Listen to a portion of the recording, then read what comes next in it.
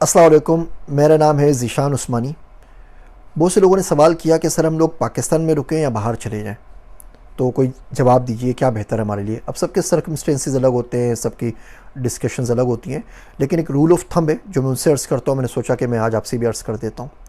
देखिए, अगर तो आपके पास डिग्री है और सुकून से बैठ के आपने कुछ पैसे कमाने और जो रूटीन लाइफ चल रही है वो चलती रहे, तब तो पाकिस्तान रुक जाए। पाकिस्तान जन्नत है, बिल्कुल पाकिस्तान से कोई अच्छी जगह नहीं है, पाकिस्तान में बैठे रहिए।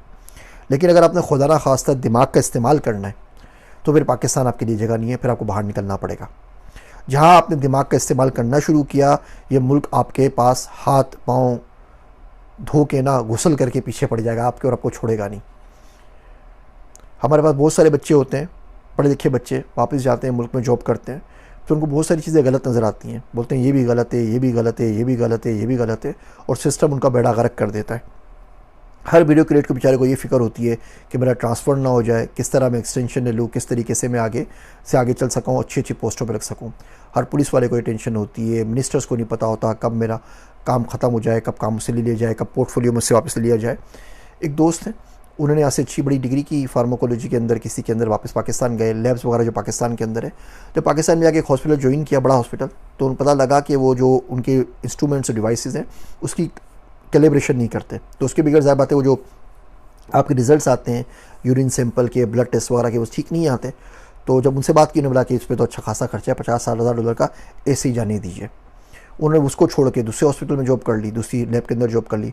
वहाँ पता चला कि लोगों के सैंपल्स ही गुम हो जाते हैं, यानी कि आपने ब्लड का अपना टेस्ट दिया है, उसकी रिपोर्ट आनी है, जब तक वो टेस्ट की जगह तक पहुँचता है वो सैंपल गुम हो चुका है। अब वो दुनिया का कोई भी सैंपल मिलके किसी और का खून लगा के आपकी रिपोर्ट बना के दे देंगे। इसलिए वो आगा खान वाले बाहर किसी की रिपोर्ट नहीं मानते ना, फिर हम पे बड़ी गालियाँ देते हैं। वो इसी वजह से नहीं मानते, उनको पता है बाहर क्या क्या ड्रामेबाजी चल रही है। अब जब उन्होंने अकल का दिमाग लड़ाना शुरू किया, बोला ये काम यूँ कर ले, ये काम यूँ कर ले, ये काम यूँ कर ले, तो उनको नौकरी से चलता किया। एक और दोस्त फुल ब्राइट पर पीएचडी करके पाकिस्तान गए, लाहौर की यूनिवर्सिटी के अंदर उनका अपॉइंटमेंट हो गई। उनसे बात की गई, जी आपकी तनख्वाह 3,20,000 है, आपको मिल जाएगी। ठीक है, ये बहुत कम तनख्वाह है, यहाँ के हिसाब से तो $2,000 भी नहीं बनी ना, मतलब $1,500 बनी। फिर भी उन्होंने एक्सेप्ट कर ली कि ठीक है, मुल्कों को उनके बच्चों को पढ़ाता हूँ। 3-4 महीने गुजर गए, सैलरी नहीं आई। फिर बात की, हेड ऑफ डिपार्टमेंट से मिले। हेड ऑफ डिपार्टमेंट ने कहा जी मेरी तो अपनी तनख्वाह इतनी नहीं है, तो ऐसा करें आप 20-25 हज़ार रुपये कम ले लीजिए। उन्होंने बोला मैं कम ले लूँगा। फिर 3 महीने बाद तनख्वाह मिली तो 2,20,000 कुछ मिली। अब बताइए, वो अपने अगर 4 बच्चे भी इस सैलरी में भेजना चाहे ना बीकान हाउस में किसी अच्छे स्कूल के अंदर, तो वो नहीं भेज सकते। फिर जब आप बात करते हैं, जब आप जिस जगह पे आप चले जाएँ, आप एकेडमिक्स में चले जाएँ, आप गवर्नमेंट में चले जाएँ, आप पुलिस में चले जाएँ, इनकम टैक्स में चले जाएँ, आप एफबीआई में चले जाएँ, जहाँ आपने दिमाग इस्तेमाल किया ना, ये मुल्क आपको नहीं छोड़ेगा।